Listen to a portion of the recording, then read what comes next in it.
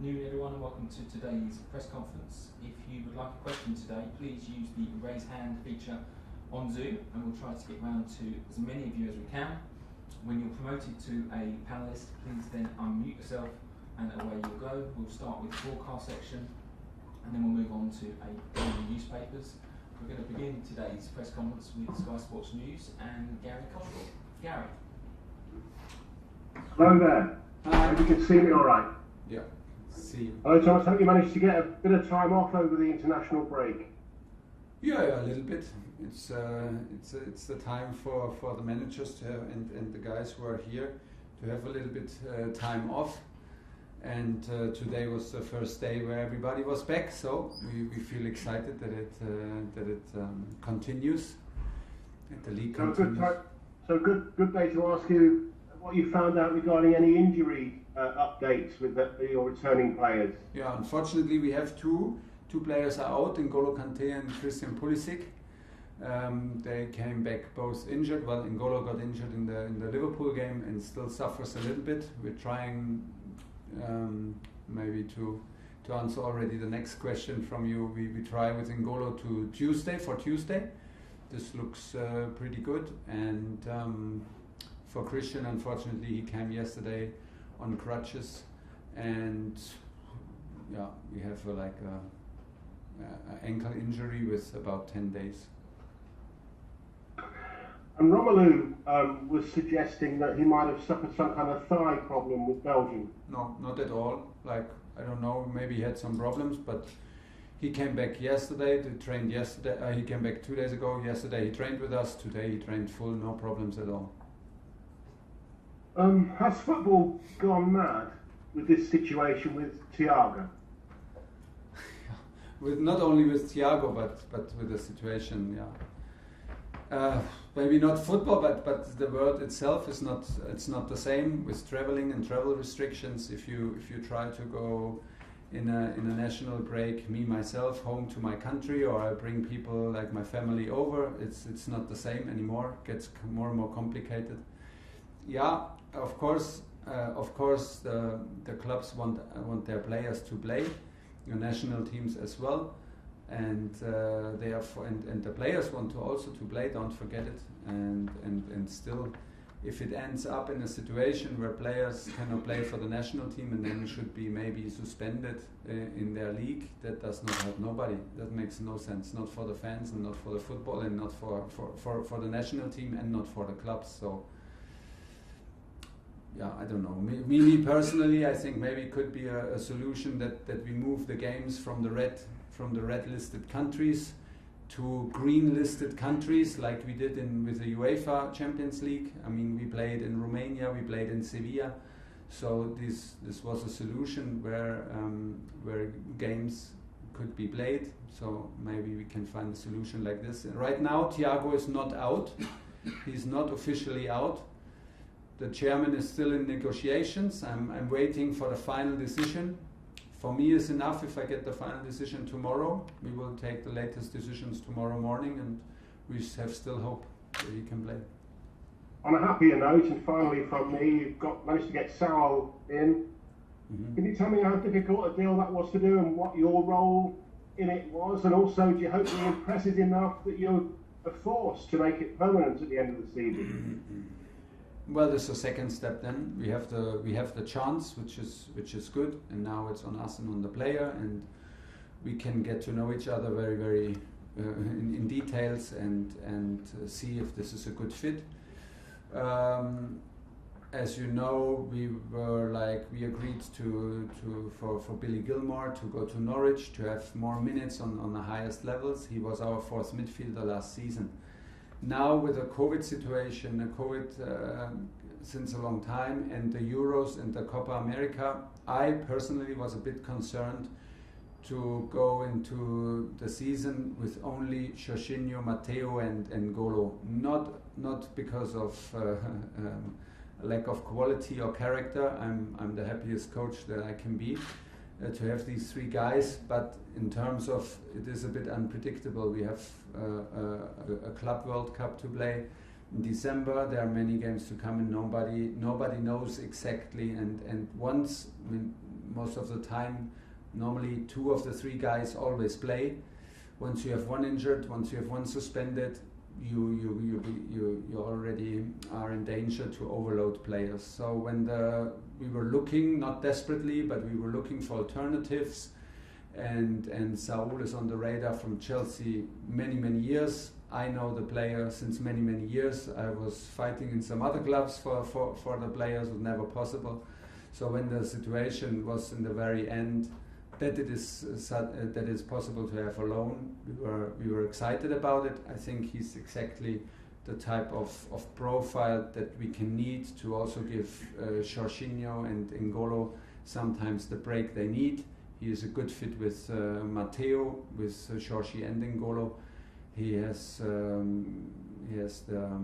ability to very strategic player. He has a good passing ability. He has a lot of volume. I think is a good fit when he comes from a tough club, and that's why I'm absolutely happy. We have not the biggest squad in terms of numbers. We can just feel it now when we miss like 2 players. We already end up in thinking about who is in the squad tomorrow, who makes it in the 18th. But we have a strong squad in terms of quality and character, and I'm very happy that Saul is now a big part of it. Moose, talk sport. Thanks, Adrian. I've just got 3 questions, Thomas, if that's okay. The first one about Thiago. If he hadn't gone like he hadn't, then there's a chance that FIFA could rule him out of the game. And you say your chairman is still talking about it. But if he had gone, you'd have to quarantine until he missed the game. So you were in a no-win situation, really, regardless, which I don't understand how the governing body of world football could put a football club like Chelsea in that position over a key player. Yeah. I don't understand it, and it makes no sense from which sides you look at it, because now, did it make sense for the Brazilian national team? No, they didn't have the player. Does it make sense for us? No, because now we are in danger that he maybe cannot play the next 2 matches because of a ban. If we would have sent him, he would be out for 10 days in a hotel room, not able to train, which I can understand, and because it's in the moment these are the travel restrictions, so there is nothing to deal about it and to go around it, and nobody wants that. So these solutions where we end up right now in these discussions, I don't know if any fan or anybody who is involved in this game can really understand the positive effect of it. There is simply none. So, like I said, the chairman is still in negotiations, and I'm still hoping and positive, and he is not out yet officially. So off the back of that, where do you stand on having a World Cup every 2 years, where you've got to release your players even more to go and play international football? I just read some headlines. I don't even know about the idea behind, and before I comment on it, I would love to give everybody the chance to explain how and why. I think in the moment it's very hard for every club to accept after Euros, after Copa America, so quickly these international breaks with 3 matches for the players. It's very hard to accept, because in the end people want to see the top players on the pitch. If we increase only the games, that will not happen in the end, that we see always top performances. So that is not for the benefit of the game. I'm worried more about the actual situation than about maybe a revolution in terms of a World Cup every 2 years. If the idea is well thought through, and they can, and let's maybe they did already present and I didn't hear it, but I have not yet made my mind up about this. Finally, before he got into Chelsea first team, Mason Mount went on loan, had a year in Holland with Vitesse Arnhem, and quite a lot of young English players. Jude Bellingham is currently on loan in Germany. Yeah. We've seen other players like Jadon Sancho obviously go to Borussia Dortmund. And I'm just wondering what it is, especially about the Bundesliga, which is a good grounding, a good teaching ground for young English players to go and learn how to play football and then come back and be superstars, maybe within the English national team. but Vitesse is not Bundesliga. No, the other two. Yeah, but forget a lot of young players go to Bundesliga, and why? It's a good question. I mean, they see their chances. The league is very well structured, is very organized. They are brave enough to let the young players play. Maybe the competition in the around the club is not on throughout the whole league is not on that highest level like it is in Premier League. So this is what you're more or less looking for when you give a player on loan: a well-structured club, a good structured league, reliable in communication, reliable in what they demand from performance. It's a high-intensity football, so once you give your English players there, you can be sure that they play a physical game and not only a technical game.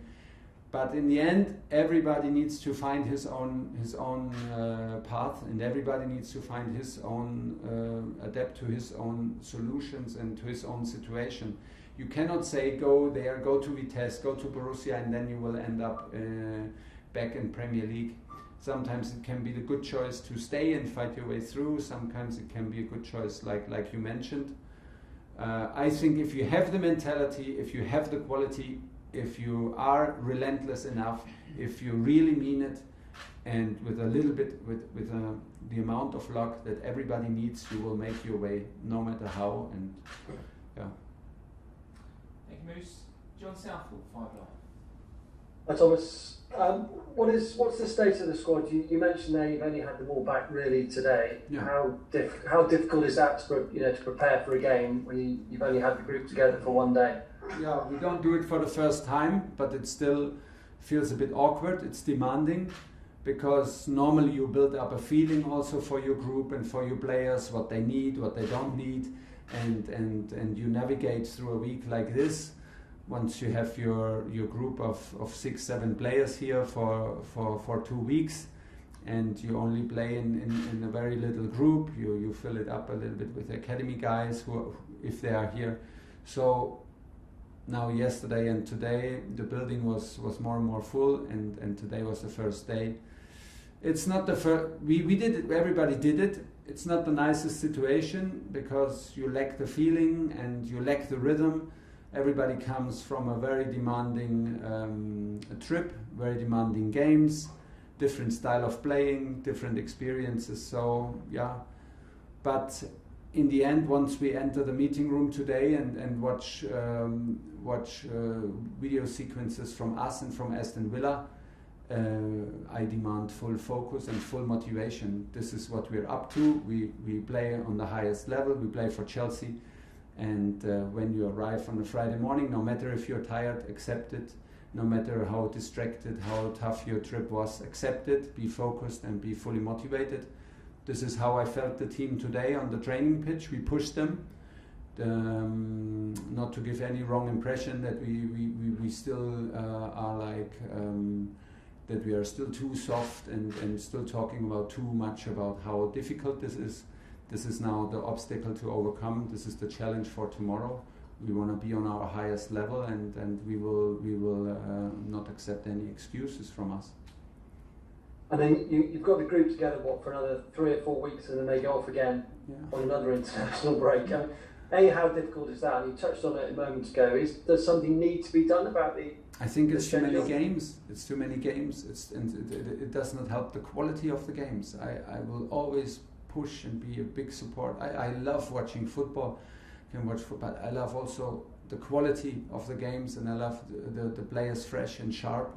I love to watch games when they are sharp and fresh and not just played, because it has to be played. And in the moment, for me, it is